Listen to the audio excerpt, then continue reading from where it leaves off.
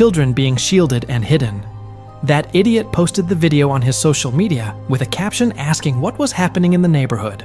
The video was taken down by the government after 1 hour. But in the digital world, 1 hour is more than enough.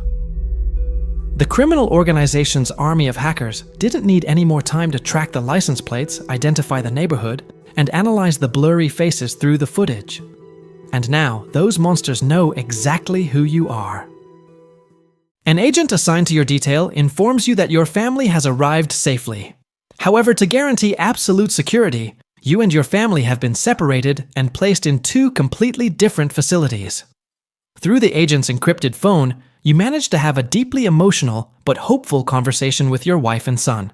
You tell yourself you must be strong, repeating over and over that you only need to hold out for 7 more days to reunite under completely new identities. But 7 days of isolation from the real world is psychological torture that eats you alive. On the 4th day, the silence begins to devour your mind. 0 news, 0 clocks, 0 internet. You are bored out of your mind and miss your family too much. You secretly use that personal phone you managed to hide accessing social media for just a few minutes. You log into your account, but you receive a message that makes your heart stop. A user with a burner account sends you videos of your wife and son tied up and savagely beaten. Blood. Tears. The screams seem to echo through the screen. The message includes photos of your old house, and what is worse, the exact address of your family's new location. The text coldly states that thanks to your neighbor's recording, his men massacred the guards and captured their prey. You try to keep your cool. You look for the agent and ask him for the address of your family's safe house. When he says it, your world falls apart. It is exactly the same address from the message. In that instant, you lose your mind. You understand that they have failed miserably in protecting your family. You can't trust anyone anymore. You decide that the only way to know the truth is by seeing it with your own eyes. You use your wits to create a perfect distraction. You secretly set off the house's fire alarm. The thick smoke and deafening noise create absolute chaos. While the agents are occupied, you slip out like a ghost through the emergency exit.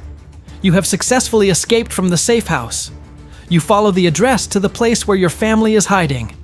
You hide at a distance, watching the house with your heart in your throat and heavy breathing. You are anxious to know how your loved ones are doing. Suddenly, your phone vibrates.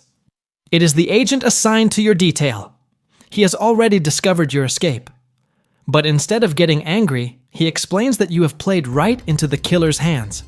It is true that the cartel discovered your family's addresses and information, but they are not stupid. They knew that attacking 2 heavily guarded government safe houses would be an unnecessary bloodbath full of risks. So they used that information, along with advanced digital editing, to create a perfect lie and force you out of hiding. You realize your fatal mistake. The agent orders you to run immediately towards the door of your family's safe house so the guards can protect you. Panic grips your legs. You start running with all your might, feeling like your lungs are on fire. You are only 200 meters away from safety, but as you pass by a small store, a man who looks like a normal street vendor pulls out a gun hidden in a bouquet of flowers and opens fire directly at you. The blast deafens you, but you don't feel the impact. The hitman missed his first shot by a matter of inches. Before he can pull the trigger again, his head pops like a melon under the sun. A government sniper stationed on a nearby roof noticed the anomaly and took him out in a fraction of a second. You have been saved by a ballistic miracle. A team of heavily armed agents quickly escorts you inside the house. The leader informs you that you and your family have exactly 5 minutes to pack everything before being transferred to a new maximum security location. Soon, you are inside an armored vehicle alongside your wife and son. Through the narrow steel slit of the window, you witness hell on earth. The entire city is plunged into chaos and engulfed in a sea of fire. The cartel's hitmen have unleashed a massive wave of urban terrorism to pressure the government and force them to cancel the trial. The streets are blocked by walls of fire created by dozens of burned vehicles. Parking lots, gas stations, supermarkets, and other public works burn out of control. On the walls of the buildings, you see sinister messages scrawled in red paint, or at least you pray to God that it is just paint. Those messages claim that all this tragedy and death is completely your fault for having sold out the big boss. Through the smoke, you see small children crying inconsolably, lost and separated from their parents by the mass hysteria. A crushing weight falls on your chest and suffocates you. The pain and guilt completely destroy your soul. You realize that your act of justice has pushed thousands of innocent people into a terrifying nightmare. Seeing your city burn because of you makes you wish you were dead, wondering if doing the right thing was really worth such a macabre and bloody price. As you drown in your own guilt, the heavy armored vehicle shakes violently. A brutal impact throws you against the back seat. Your escort convoy has just been ambushed by a cartel hit squad. The outside noise instantly turns into a deafening storm. You hear the incessant rattling of heavy caliber bullets bouncing off the reinforced steel just a few inches from your head. The driver floors it, making sudden maneuvers that make you feel like you are locked inside a metal grinder. Your wife hugs your son, hiding his face, while you cover them with your own body, blindly praying that the armor withstands the punishment.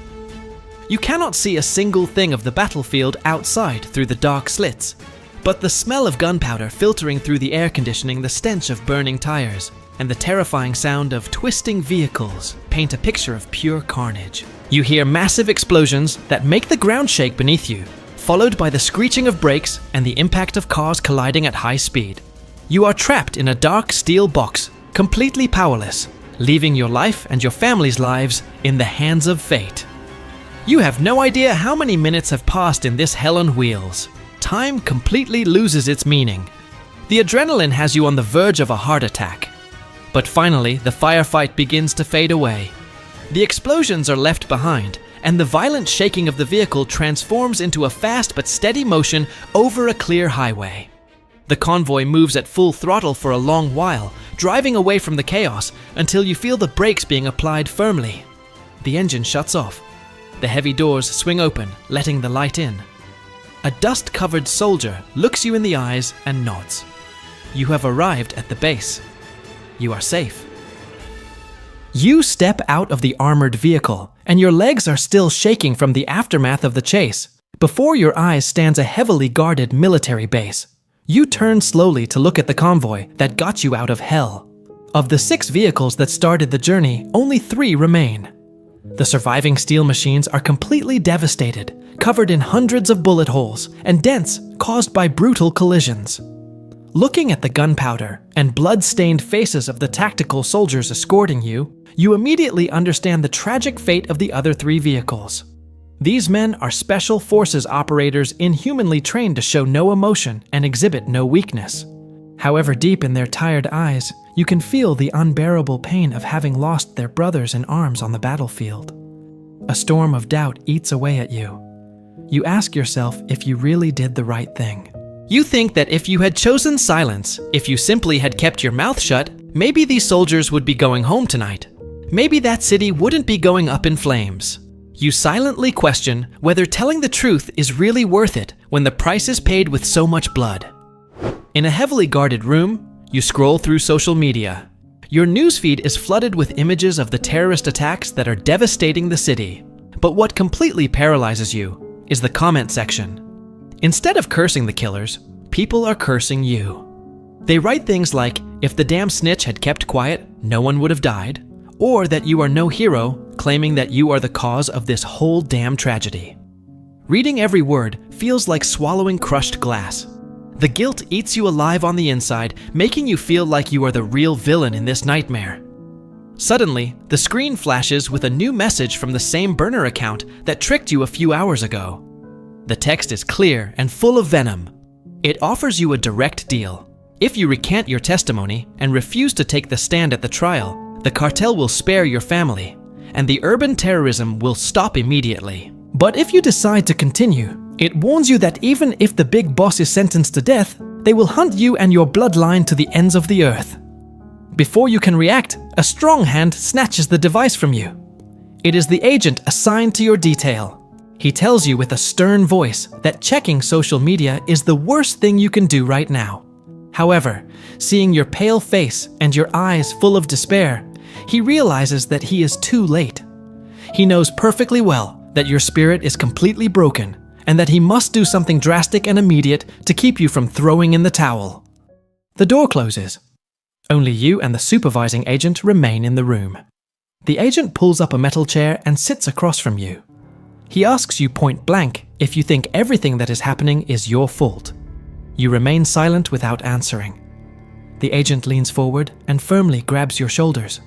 He tells you that criminals always want you to believe that the consequences are caused by you, and that this is their way of playing mind games. They kill people and then say it is your fault. They terrorize and then claim that you forced them to do it. He pauses for a few seconds and then continues saying that if a man with a knife threatens the whole neighborhood, the person who calls the cops is not the cause of him stabbing someone. He himself is the cause, he is the source. He makes you think about how many more people would be stabbed if no one called the police. You clench your fists tightly. The agent adds that if you let the cartel boss walk scot-free, the death toll caused by him will not stop at the current number, but will increase 10 times over.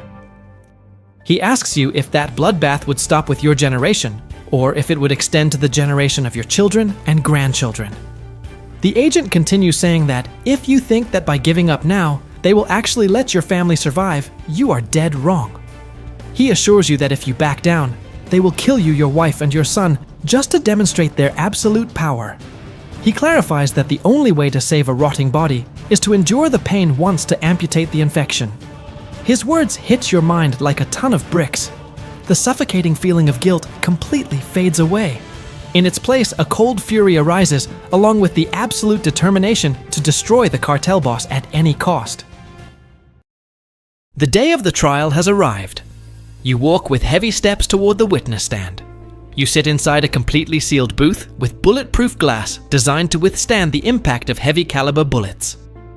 The courtroom falls dead silent, and the trial begins. From across the room, you see him, the cartel kingpin. He doesn't yell, he doesn't make violent gestures, he doesn't utter a single word. He simply stares at you with his dark, empty eyes. That silent stare is more terrifying than 1,000 death threats combined. It makes you feel like a cornered animal, making your heart pound against your chest with pure desperation. Cold sweat soaks your clothes. Immediately, the defense attorney closes in like a shark that smells blood. He unleashes a barrage of venomous questions, twisting your words, trying to destroy your